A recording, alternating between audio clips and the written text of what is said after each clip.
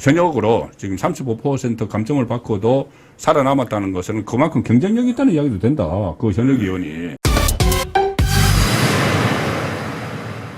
지금 국민의힘 공천을 놓고 정말 그 언론에서 동아일보에서 그런 표현을 썼던데, 아니 이게 그 공천 평균 연령이 뭐 50몇 세에서 1살 반 정도 1점 몇 세 늘어난 걸 가지고 아직 끝나지도 않았는데, 그렇죠. 그걸 가지고 늙은 정당, 꼰대 정당 이런 표현을 쓰더라고요. 그 지금 이게 기계적인 균형을 맞추려 하는 건지, 그러니까 민주당이 아니면 완전히 다른 의도가 있는지 저는 그 부분을 모르겠더라고요. 지금 사실은 너무 자본이 없으니까 국민의힘을 어떻게 뭐 시비를 걸 만한 부분이 없거든요.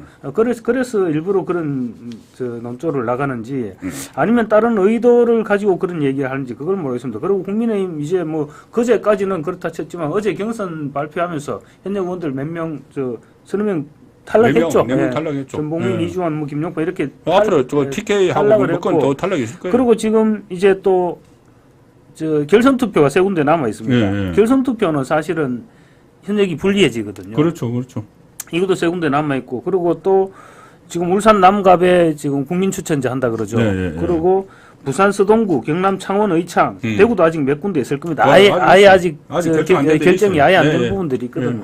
이런 부분들은 분명히 이제 현역들이 사실은 탈락한다고 봐야 될 것 같거든요. 탈락할 가능성이 높고, 물론 전체 다는 아니겠지만, 그런 부분에 또 어떤 식으로든 전략공천을 하게 되면 뭐 나이도 뭐 더 젊어질 수도 있고, 또 현역 의원들 당연히 빠져나가는 거고, 그런 결과를 보지도 안 하고 지금 시점에서 했는 것만 가지고 그렇게 좀 몰아붙이는 거는 제가 볼 때는 좀 이건 아니다 이런 생각이 저도 들었습니다. 그러니까 거기 한동훈 비대위원장도 비례를 어떻게 선출하는 거 보고 얘기하죠. 그럼 비례에 이제 젊은 피를 많이 수혈을 하겠다는 이야기죠. 그렇죠. 한 위원장도 오늘 그렇게 얘기했습니다. 우리는 뭐 부족한 부분 비례로 보완할 거다.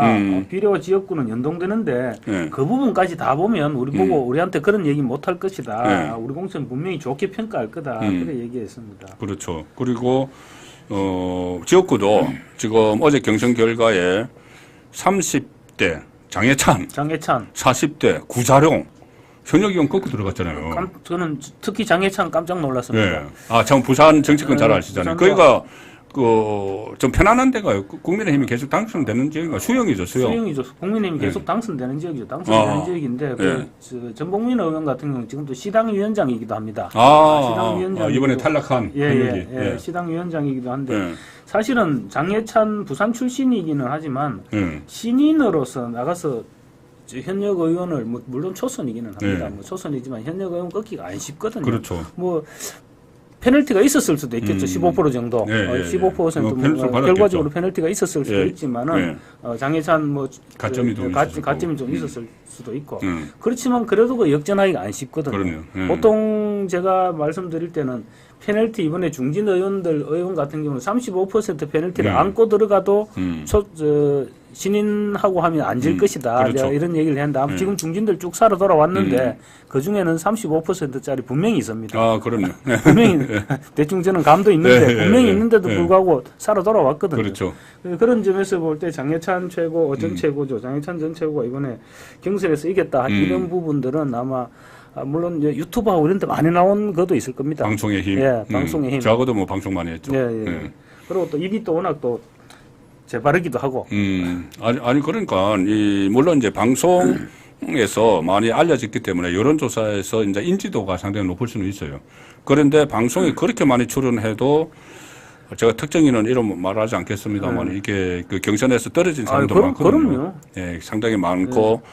그리고 과거에 또 이름은 말하지 않겠지만은 엄청난 그 구독자가 있는 유튜버들도 출마해서 한 1000표 받을 그런 적도 있고. 그러니까 이게 방송이 다는 아닌 유권자들이 그 방송 인지도 있다고 선택을 하시겠어요. 그럼요. 아무래도 장해찬 같은 경우는 뭐 윤석열 대통령이 1호 참모 이런 게 있고 방송에 나왔어도 이렇게 어떤 말을 하는지를 다 보십니다.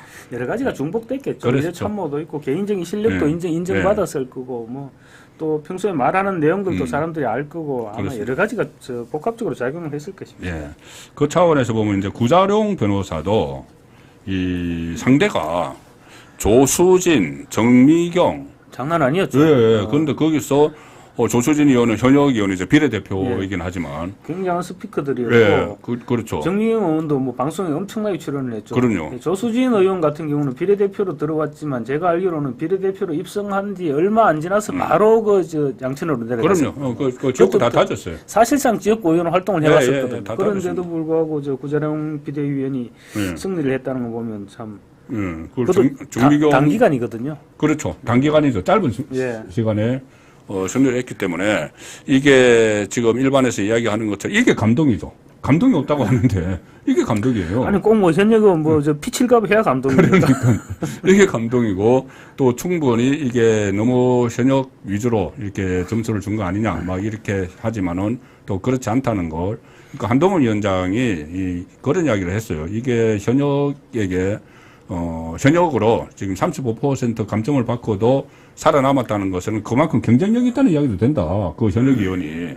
그리고 또, 신인에게 20% 가점을 줬는데 이기지 못하면은 경쟁력이 없다는 말도 그러니까 된다. 이제 35% 감점에 20% 가점하면 이게 다 합하면은. 합하면 폭이 엄청 넓어지거든요. 그렇죠. 그럼에도 불구하고 졌다는 것은 경쟁력이 없다는 경쟁력 차이죠. 그러면은 안에서 경쟁력이 없으면 밖에 나가서도 경쟁력이 없는 거죠. 그래서 오늘 한동훈 위원장이 이제 또 그런 얘기도 했습니다. 직접 지역구에서 경선을 해서 그 현역 의원을 이기지 못한다든가 못하는 사람들 그리고 또 총선 본선에서 승리하기 힘든 사람들 그런 사람들을 골라내서 국민들에게 우리 제시하겠다. 그러니까 비례대표로 제시하겠다 이 얘기죠. 여기 인생윤님께서 장해찬은 이제 초선될 건데 이준석은 마이너스 4선 될 거다. 이준석이 지금 거기서 노원병에서만 이제 마이너스 3선을 했죠. 근데 이번에 진짜 갈 데 없어요. 이번에 갈 데가 없습니다. 제가 볼 때는 갈 데 없습니다. TK 얘기하는데 TK는 정말 승률 제로고 오늘 보니까 어디 무슨 경기도 쪽에 무슨 쪽에 어디 얘기가 나오고 첨단 산업 벨터 뭐 이런 이야기 하는데 양양제 의원 이렇게 벨터로 해서 삼성전자 출신이니까. 거기는 나가면 대구에서보다 표를 더 못 얻을걸요? 대구보다 못 얻을 때는 없습니다. 아니, 그러니까 일단 어떻게 했든지 간에 이준석 씨가 거기 이낙연 쪽에 손을 이제 잡았다고 하는 것은 좌파로 전향한 거거든요. 전향을 했기 때문에 대구에서는 먹히지도 않고. 그리고 최근 들어서 개혁신당에서 지금 나오는 얘기 아니면 이준석 대표 입에서 나오는 얘기를 보면 한결같이 국민의힘을 저격하는 공격하는 내용입니다. 그렇죠. 민주당 공격하는 내용, 민주당이 지금 이재명 대표 저렇게 난리를 치고 깽판을 치고 있는데도 그렇죠. 민주당 공격은 전혀 없습니다. 여당 대표할 때도 그랬어요. 그러고 보니까. 여당 대표할 때도 이재명 공격, 그때 문재인 공격 안 했어요. 그때 야당 대표할 때 문재인 만나면 이렇게 90도. 그때 조계사에서 만나가지고 완전히 폴도 인사하는 그런 어쨌든, 그래서 이제 이준석 이야기를 하기보다 이준석 이야기 하나만 할까요? 이게 6억 6천만 원, 그 상황에 지금 하나 진전된 게 있거든요. 뭐냐면은 6억 6천만 원 가지고 이제 먹튀하면서 국고 보조금 받은 거, 그것을 자기가 반납을 하려고 해도 이제 그러니까는 5명 억지로 채워가지고 6억 6천만 원 받았는데 이낙연하고 떨어지면서 김종민이 나가버렸으니까는 4명이 줄었지. 4명으로 줄었죠. 다시 줄어서 이거 6억 6천만 원을 토해내야 되는데 국고 처리한 거를 다시 국고에서 집어내야 되는데 법이 없어서 방법이 없다고 했잖아요.